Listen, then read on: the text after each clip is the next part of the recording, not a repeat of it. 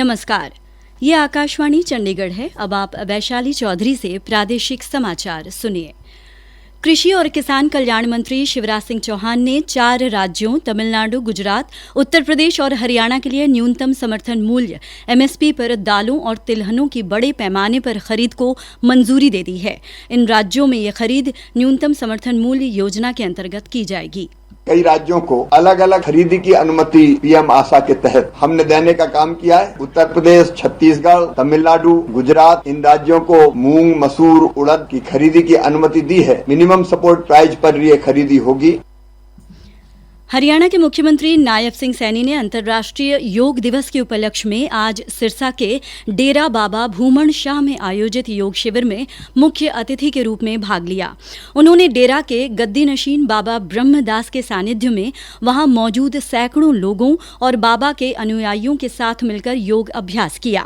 इस अवसर पर भारतीय जनता पार्टी के कई वरिष्ठ नेता और कार्यकर्ता भी उपस्थित रहे। इस अवसर पर मुख्यमंत्री ने कहा कि हरियाणा देश का पहला ऐसा राज्य है जिसने योग को बढ़ावा देने के लिए योग आयोग का गठन किया है।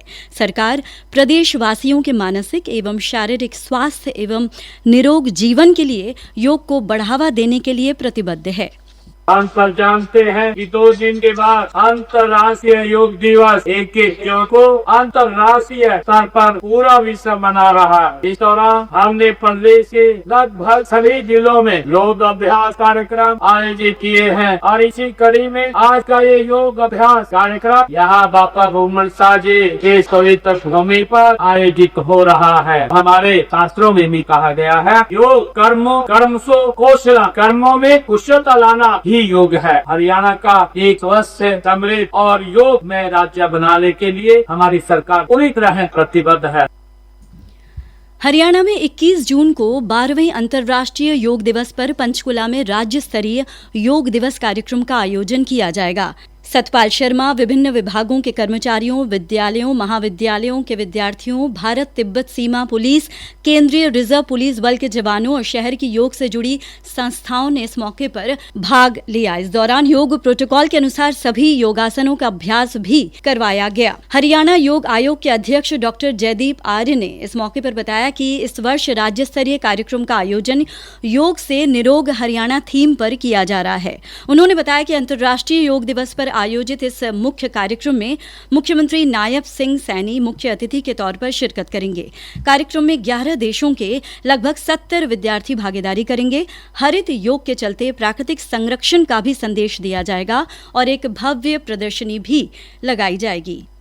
यहाँ पर एक भव्य प्रदर्शनी का आयोजन भी किया जा रहा है, जहाँ विभिन्न योग संस्थाएं अपने अपने कार्यों के विषय में बताएंगी। प्राकृतिक चिकित्सा और प्राकृतिक खेती की बात भी लोगों को बताई जाएगी कि योग भी आवश्यक है और उतना ही आवश्यक आहार भी है। युक्त आहार विहारस्य युक्त चेष्टस्य कर्मसु, तो युक्त आहार की भी हम चर्चा करेंगे।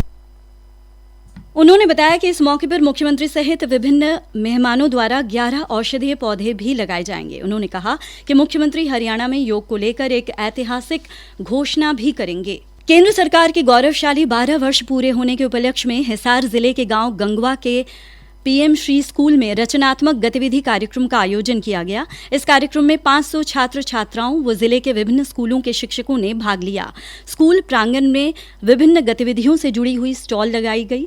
जिला शिक्षा अधिकारी राम रतन ने बताया कि विभिन्न स्कूलों से बच्चों ने अलग अलग थीम पर स्टॉल लगाकर शिक्षित करने वाली रचनात्मक प्रस्तुतियां दी, जिसमें कचरे के सदुपयोग संबंधी स्टॉल आकर्षण का केंद्र रहा। उन्होंने कहा कि इन 12 वर्षों में शिक्षा के क्षेत्र में बहुत बड़ा बदलाव आया है।